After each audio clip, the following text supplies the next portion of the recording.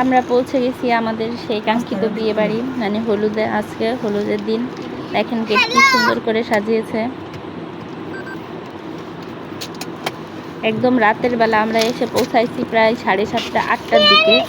রাত্রে একদম দিনের মতো করে বানায় ফেলছে, এত লাইটিং, পুরা বাড়ি ঘর লাইটিং একদম ভরে ফেলেছে।